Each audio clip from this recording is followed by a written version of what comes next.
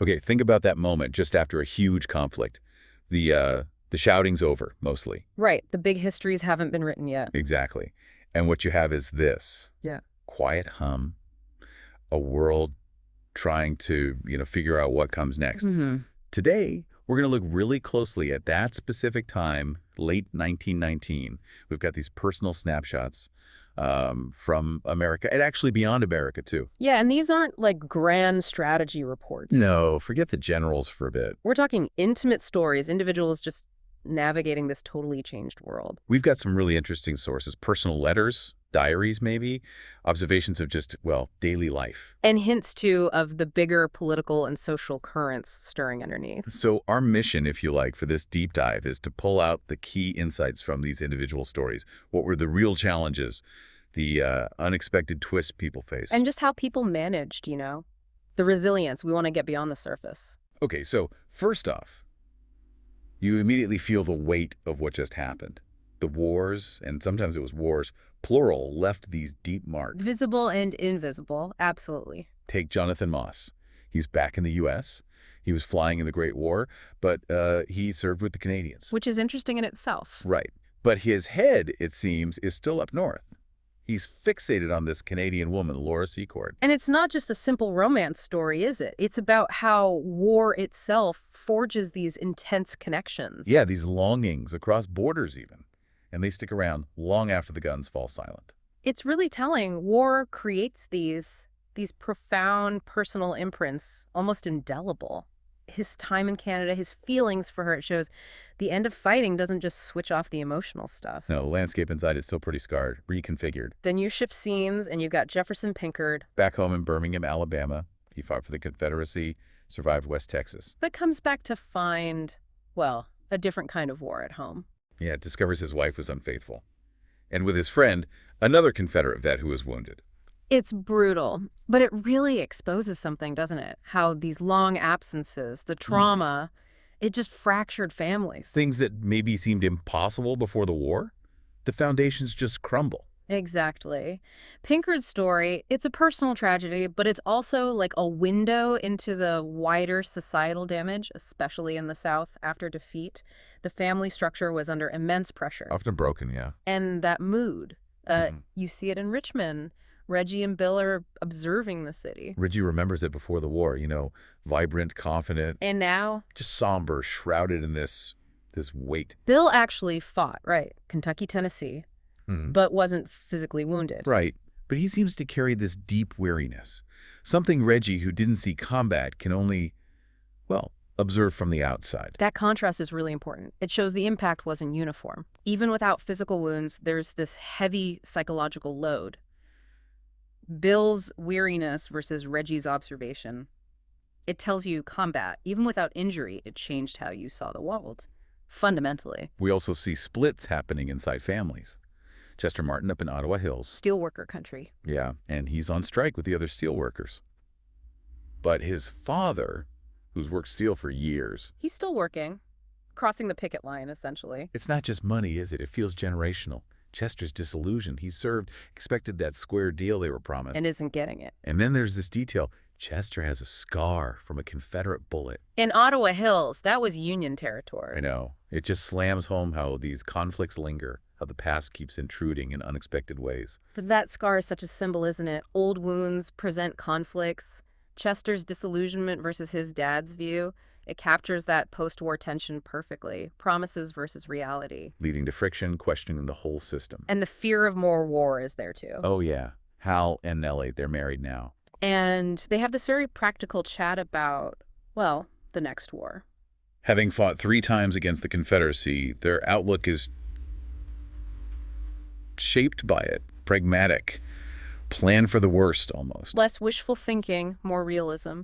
It says a lot about the anxiety, doesn't it? That feeling that peace might just be a pause. An ingrained sense that conflict could just keep happening. It changes how you think about everything. Even marriage, they saw theirs as a good bargain based on sense. It shapes societal expectations, too. Is peace even the default anymore? Okay, shifting a bit. How are people actually navigating this new world? We meet Ann Colleton down in South Carolina. Managing her money, right. through a broker. Yes, and she sounds pretty assertive about it, looking for better options, clearly where things are shaky economically. Suggests some people were taking control, even in uncertain times. And then she makes this phone call to Roger Kimball in Charleston. The text sort of hints maybe a past relationship. Intriguing. It suggests these personal histories, these old connections, they still matter. They're part of how you navigate the present. The past isn't just gone. No, it shapes your options, your actions now, especially in that kind of evolving social world. Then you go to Augusta, Georgia. Mm-hmm. Scipio, a black man, Looking for work. and facing the reality of segregation. His white boss, Mr. Oglethorpe, seems okay, relatively speaking. But that's just one interaction. Right. Compare that to the segregated Terry district he has to be cautious in, and the cost of a beer way too high for a black man out of work. It just lays bare the systemic inequality, doesn't it? The war might be over, but the structures of racism are firmly in place. Even small things like the price of a beer show the economic marginalization. It's everywhere in daily life. Then there's Flora Hamburger, running for office as a socialist. In a district that was always Democrat, that's fascinating. It really is. It shows maybe alternative ideas are gaining ground in local politics. It still comes down to personal connections sometimes, like the local butcher supporting her. Huh, yeah. And we also get a peek at how her family feels about her, unconventional politics. Right. There's often a personal cost to challenging things. Periods of change, like this, often breed new political movements, don't they? People get dissatisfied. Exactly. And you see how those big shifts play out in individual lives, family dynamics. Cincinnatus, also in Augusta, he's hauling barrels for a white man, Mr. Simmons. And he's very aware of the prejudice around him. Acutely aware. Then there's the news about Joe Conroy's store being burned down. A stark reminder of the danger. And his conversation with Conroy. Who gets blamed? First, it's damn Yankees, then it's Reds. It shows the confusion, right? People are trying to make sense of the unrest, find someone to blame for the violence and tension. It's volatile. Shows how Yeah. precarious things were for the black community. Always looking over your shoulder. And what about working women? Sylvia's story really highlights their struggles. The job insecurity, first at the canning plant, then the galoshes factory. And on top of that, dealing with harassment from her foreman, Frank Best. Yeah, unwanted advances, just awful. But then she talks with her coworkers, Sarah and May, about needing better labor laws. You see this solidarity building, a sense they need to act together. It points towards maybe the early stages of women organizing for better conditions. They recognize the shared problems. The need for legal protection, fair treatment. Let's jump north to Quebec, the Gaultier family. Living under U.S. occupation, a totally different perspective on the war's aftermath. Lucien Gaultier's son-in-law, Leonard O'Doul. He's not Quebecois originally, is he? No, but he's embracing the culture, learning the language. And they're expecting a grandchild. Life finds a way, doesn't it? Even under occupation. Adapting. And the mention of different French dialects adds another layer. Culture, identity, interaction. It really broadens the picture beyond just the U.S. South, shows the complexities of occupation, cultural mixing, personal lives intersecting with these huge geopolitical events. And back to Jonathan Moss, remember him? Still thinking about Laura Secord. Even while he's back studying law in the U.S. Yeah, he can't shake it. And his chats with his friend Sandberg, they talk about his romantic quest, but also politics. Roosevelt may be running for a third term. Exactly. It shows how personal lives and bigger political questions are just intertwined. You live both at once. His personal story connects right back to the U.S. political scene. Hints of big changes possibly coming there, too. Okay, let's focus on those political currents now. The Freedom Party. It keeps popping up. You really feel its rise in these stories. Jefferson Pinkard, for instance. He's all in. Enthusiastic at the rallies, reacting strongly to the, frankly, racist speeches. And he witnesses that clash, that violent clash with a Negro rally. It's a stark picture, isn't it? Growing polarization, the dangerous appeal of these extremist ideas, especially in the post-war South. It highlights this resurgence of racial prejudice being actively mobilized into a political movement. Yeah. And the violence shows the real danger. Then there's Roger Kimball in Charleston. His interactions feel shadier. He's meeting a Freedom Party member, trying to get information. Yeah, and apparently willing to use bribes.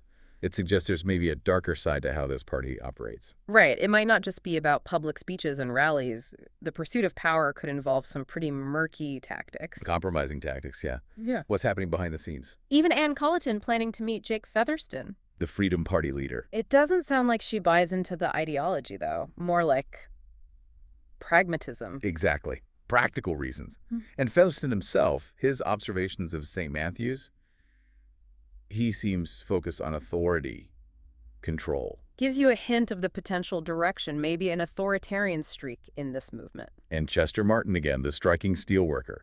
His fight clashes directly with his father's view. His father remembering past labor struggles, maybe seeing things differently. It just vividly shows those ongoing tensions, labor versus capital, but also Chester's generation feels let down after the war. Disillusioned with the system, pushing for workers' rights again, maybe in a new way compared to earlier movements. It shows the labor movement wasn't static. It was evolving, with generational differences too. Even sailors talking on a ship, the Remembrance. What are they talking about? Japan's Navy, the war's outcome.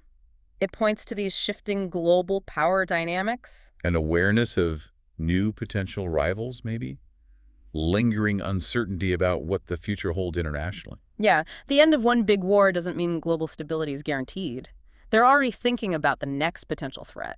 Shows how connected everything was. And Reggie, back in Richmond, he goes to a Freedom Party meeting. Not because he supports them, necessarily. Doesn't seem like it. He has mixed feelings, especially about the race rhetoric. He's observing, critically watching the speaker, Stevens, and the crowd's reaction. That's important. It shows not everyone was just swept up in it. There were people questioning, wrestling with it. Exactly. Internal divisions, moral questions, skepticism. It was there too. So, pulling back a bit, what about personal relationships in all this? Well, Hal and Nellie, we mentioned them. Their marriage seems built on this shared practicality, forged by war. Then there's Morel. He gets annoyed he forgot a notepad. Shows his dedication. Yeah. And his later relationship with Agnes Hill. Mm-hmm. There seems to be this deep, unspoken understanding between them. What it means to be with a soldier. A shared experience, even if unspoken. And Custer.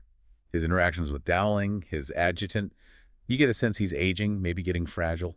Still longing to serve, though. Complex relationship with Roosevelt, too. And then Ophelia Clemens offers this really sharp outside take on his abilities. Adds another layer.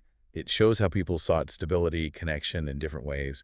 Pragmatic partnerships, deep empathy, a human counterpoint to all the big shifts. And Reggie, again, he subtly undermines the Freedom Party when talking to his boss, Mr. Harmon. No acts of resistance. Seems like it. And he remembers the name Marshlands Plantation when writing to Tom Colleton, despite everything. Memory connections they endure. While Sylvia's conversations with her coworkers, that shows the strength growing among working women facing the same problems. Solidarity. Yeah, that solidarity was crucial for navigating hardship and pushing for change. So as we come out of this deep dive into late 1919, some really powerful themes stand out, don't they? Definitely. The war's shadow is long. It doesn't just vanish. It keeps shaping lives, society. And the political landscape, it's churning. New ideas, old hatreds, everything feels in motion. And right in the middle of it all, you have personal relationships. Anchors, sometimes, complications, other times. These individual stories, they just give you such a richer feel for the time than, just reading a history book. Absolutely. History is lived by individuals. It's a mosaic of all these experiences. And maybe here's something to think about.